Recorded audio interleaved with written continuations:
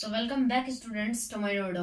और स्टूडेंट्स, आज का देखिए टॉपिक हम लोगों का बहुत ही ज्यादा इम्पोर्टेंट होने वाला है। ये यूपीएससी स्टूडेंट्स के लिए काफी ज्यादा इम्पोर्टेंट होने वाला है, क्योंकि आज हम लोग पढ़ने वाले हैं पुर्तगालियों के बारे में। जो भारत में पुर्तगाली आए थे उन्हीं के बारे में पढ़ने वाले हैं। ये यूपीएससी के सिलेबस का पहला चैप्टर है मॉडर्न हिस्ट्री का, तो इसलिए आज हम इसको पढ़ने वाले हैं। ठीक, तो चलिए बिना किसी देरी के शुरू करते हैं आज के इस वीडियो को। ओके, देखिए पुर्तगाली जो थे भारत में सबसे पहले कौन आए थे? भारत में सबसे पहले यूरोपियन कौन आए थे? तो वो पुर्तगाली थे, याद रखिएगा। और सबसे लास्ट में जो गए, सबसे लास्ट में पुर्तगाली ही गए, यानी पहले आए भी और सबसे लास्ट में भी गए। ठीक, देखिए पुर्तगाली कंपनियों को भारत में आगमन 1498 में हुआ था। यानी कि जो वास्को डिगामा को तो जानते ही होंगे आप लोग। वास्को डिगामा जो कि भारत में पहले यूरोपियन जिन्होंने भारत में जो यूरोप से भारत तक आने का समुद्री मार्ग खोजा था। ये बहुत ही ज्यादा सिंपल मार्ग था। ठीक, जो सिंपल रूट था, सी रूट था। देखिए पहले ना यूरोप से भारत आने के दो ठो रास्ते थे। ठीक, दो रास्ते थे। कौन सी? एक फारस की खाड़ी वाला मार्ग और एक था लाल सागर वाला मार्ग। देखिए लाल सागर वाला मार्ग किस लिए नहीं जाता वो इसमें, क्योंकि उसमें कोहरा बहुत पड़ता था, उसमें चट्टान बहुत थी, इसीलिए फारस की खाड़ी वाला मार्ग मैं यहाँ पे लिख दे रहा हूँ। दो रास्ते थे, यूरोप से भारत आने के दो रास्ते थे, एक फारस की खाड़ी वाला और दूसरा लाल सागर वाला। ठीक, लाल सागर वाला, जिसमें से लाल सागर वाला तो अच्छा था नहीं, तो लाल सागर वाले को हम लोगों ने कट कर दिया। फारस की खाड़ी वाला जो काफी ज्यादा ये सुटेबल मार्ग था, यानी कि बहुत ही ज्यादा अच्छा भी था, और इससे ज्यादातर ट्रेडिंग इसी वाले मार्ग से हुआ करती थी। ठीक, इतना हम लोग समझ गए। अब देखिए जो पहला जो उसमें पुर्तगाल जो वास्को डिगामा थे, वास्को डिगामा ने सबसे पहले 1498 में इंडिया की खोज की। क्रिस्टोफर कोलंबस को भी भेजा गया था, मगर वो अमेरिका की खोज कर दिए थे, ठीक, गलती से। और यहाँ पे जब ये लोग आए थे, ये लोग खाली क्या करने आए थे? ये लोग ओनली व्यापार करने आए थे, मतलब कि जो ट्रेडिंग करने आए थे। इन जो निजी व्यापारी हुआ करते थे, मतलब जो स्वतंत्र हुआ करते थे, स्वतंत्र निजी व्यापारियों को हम लोग इंटरपोल कहा करते थे, इंटरपोल। देखिए, और जो सिर्फ फ्रांसीसी कंपनी सरकारी थी, याद रखिए जितनी भी भारत में कंपनियां हुई, ईस्ट इंडिया कंपनी हो, डच ईस्ट इंडिया कंपनी हो, पुर्तगाली ईस्ट इंडिया कंपनी हो, डेनिश ईस्ट इंडिया कंपनी हो, चाहे जितनी भी हो, सबकी सब प्राइवेट थी। क्या थी? प्राइवेट थी। सिर्फ फ्रांसीसी कंपनी ही सरकारी थी। पूछ ले कि मॉडर्न हिस्ट्री के टाइम पे कौन सी कंपनी सिर्फ सरकारी थी, तो फ्रांसीसी। ठीक ना, 1500। देखिए उसके बाद क्या हुआ, ये जो कंपनी के लोग हुआ करते थे, जो प्राइवेट वाले हुआ करते थे, राजा, जो यूरोप के राजा या रानी जो थे, उनके जो क्वीन हो गए या फिर किंग हो गए, उनके सिग्नेचर लेके इंडिया पे शासन करने के लिए आते थे। मगर फ्रांसीसी कंपनी के जो थे, ये लोग सरकारी थे, इसलिए ये लोग ऐसा नहीं करते थे। इन लोगों ने भी करने की कोशिश की थी। सन 1500 में पेड्रो एल्वरेज केपलर नाम का फिर आया। पेड्रो एल्वरेज केपलर जो था, भारत आया उसने, और यहाँ से उसने कुछ मसाले लेके गए। याद रखिए वास्को डिगामा भी जब सबसे पहले आए थे, वो उनको पहली बार में 60 गुना प्रॉफिट हुआ था। 60 गुना जो प्रॉफिट उनको हुआ था, और वो किसकी मदद से भारत आए थे? अब्दुल मजीद की मदद से भारत आ पाए थे। वो पुर्तगाल से आए थे। वास्को डिगामा केप टाउन में ब्रेक लिए थे। वो केप टाउन में ब्रेक लेके वापस से इंडिया आए, और वहां पे कालीकट पे पहुंचे, जहां पे उनका स्वागत किसने किया? राजा जमोरिन ने। याद रखिए जो जमोरिन है, ये जो जमोरिन शब्द है, ये सिर्फ और सिर्फ एक टाइटल है। क्या है? टाइटल है। इसको ये कोई राजा नहीं था कालीकट के, ये राजा नहीं था, ये सिर्फ और सिर्फ एक टाइटल है, जो कि वहां के लोगों को, जो वहां के राजा हुआ करते थे, उनको कहा जाता। ठीक, इतना समझ गए। और 1502 में वास्को डिगामा फिर आए, और यहाँ से मसाले ये सब लेके गए। फिर 1502 में ये आए थे, और फिर 1503 में अल्फांसो डी अल्बुकर्क नाम का एक पुर्तगाली आया था। ये पहला ऐसा पुर्तगाली था जिसने भारत में अपना साम्राज्य स्थापित करने की कोशिश की थी, और पुर्तगाली शक्तियों का श्रेय भी इसी को जाता है। किसको जाता है? अल्फांसो डी अल्बुकर्क, नाम नोट कर लीजिए। अल्फांसो डी अल्बुकर्क 1503 में आया था। पुर्तगाली शक्तियों का श्रेय इसी को जाता है। देखिए इसने क्या किया था, जब ये आया था इसने देखा था कि हम लोगों के जो इंडियंस है निहत्ते हैं, कम गुणी हैं और उतने भी डेवलप नहीं है, तो इसने सोचा क्यों ना हम इन पे शासन करें।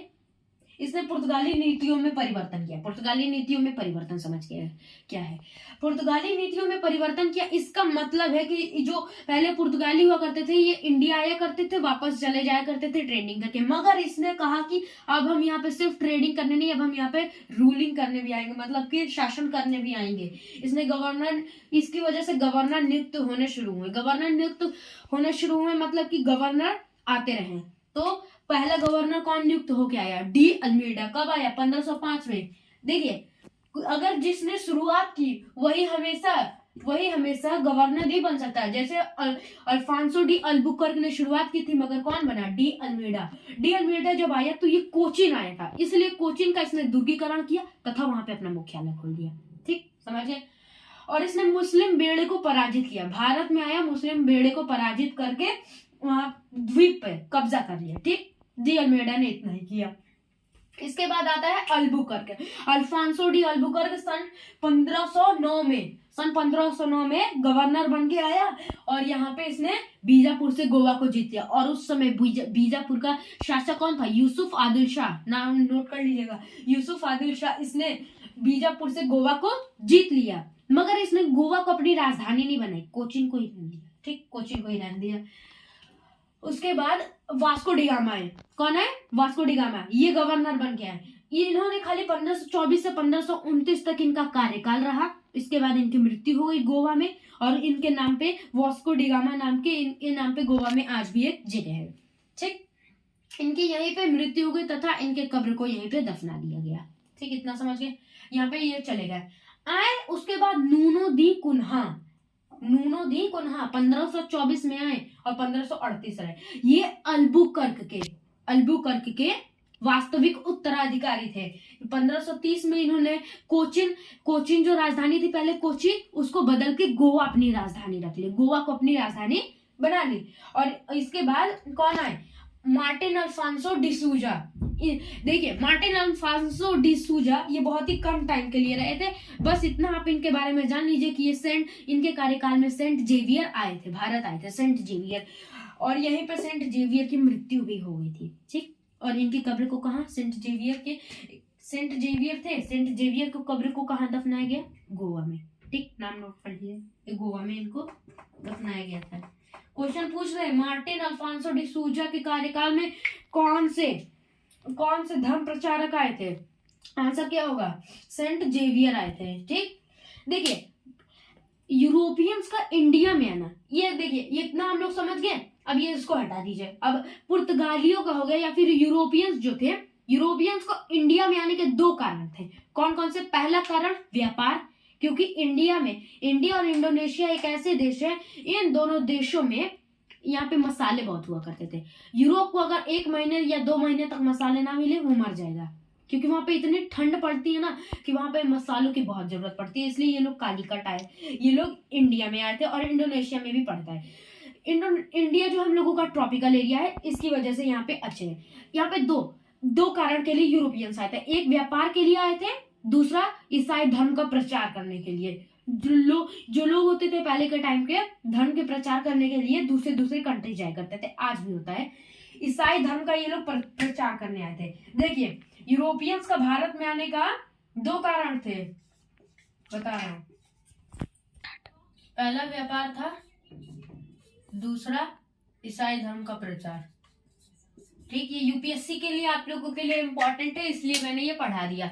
व्यापार था और एक प्रचार था, 2 कारण के लिए ये लोग आए थे, ईसाई धर्म का प्रचार करने के लिए और भारत में व्यापार करने के लिए। इतना समझ गए। पुर्तगालियों का कार्यकाल इतना रहा था, मगर इसके बाद कौन आया था, गए थे डच आ गए थे। डच का कार्यकाल उतना भी नहीं था। आगे की अगली वीडियो में हम लोग डच के बारे में जानेंगे, डेनिश के बारे में जानेंगे और अंग्रेजों के बारे में जानेंगे। हम लोगों की मॉडर्न हिस्ट्री का पहला चैप्टर था, याद रखिए, इसको एक बार रिवाइज कर लेते हैं। 1498 में कौन आए थे, पुर्तगाल के वास्को डी गामा आए थे। ओके, इसके बारे में ये सब आप नोट कर लीजिएगा। सिर्फ 1500 में पेड्रो अल्वारेज केपलर आए थे, फिर 1502 में वास्को डी गामा पुनः आए थे तथा यहाँ पे ये आके कुछ मसाले लेके गए थे। फिर 1503 में अल्फांसो डी अल्बुकर्क आया था। इतना अल्फांसो डी अल्बुकर्क आया था, पुर्तगाली शक्तियों का श्रेय इसी को जाता है। और देखिए अल्फांसो डी अल्बुकर्क था ही जिसने भारत में क्या किया था, इसने कह दिया था कि अब पुर्तगाली भारतीय महिलाओं से शादी करेंगे ताकि हम यहाँ पे ज्यादा दिनों तक शासन कर पाए। ठीक, इसने यही किया था। उसके बाद इसने गवर्नर की नियुक्ति शुरू कर दी थी। डी अल्मेडा पहला गवर्नर बन के आया। कोचिन का इसने दुर्गीकरण किया तथा इसको अपनी राजधानी बनाई और उसने मुस्लिम जलबेड़े को पराजित कर दिया। ठीक, उसके बाद अल्बुकर्क वापस आया गवर्नर बन के। इसने बीजापुर के यूसुफ आदिल शाह को हरा के गोवा को जीत लिया था। उसके बाद इसकी मृत्यु हो गई थी। वास्को डी गामा की यहाँ पे ये इनका कार्यकाल सिर्फ 1524 से 1529 तक का रहा। गोवा में इनकी मृत्यु हो गई थी। उसके बाद नूनो दी कुन्हा आया, इसने कोचिन से गोवा को अपनी राजधानी बना ली। बस, ठीक।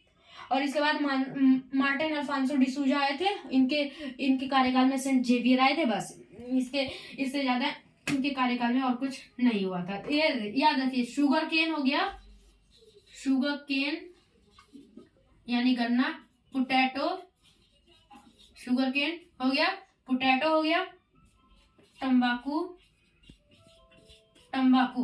ठीक। शुगर केन, पोटैटो, तंबाकू और अनानास, जिसको पाइनएप्पल भी बोलते हैं, इन सबकी खेती किसने की थी? पुर्तगालियों ने। और भारत में प्रिंटिंग प्रेस किसने लाया था? पुर्तगालियों ने ही लाया था। इतना समझ गए? ओके, हम लोगों का ये चैप्टर अब खत्म हो चुका है। अगर गाइस वीडियो पसंद आए तो लाइक कीजिए, सब्सक्राइब कीजिए। मिलते हैं अगले में, तब तक के लिए बाय, थैंक यू।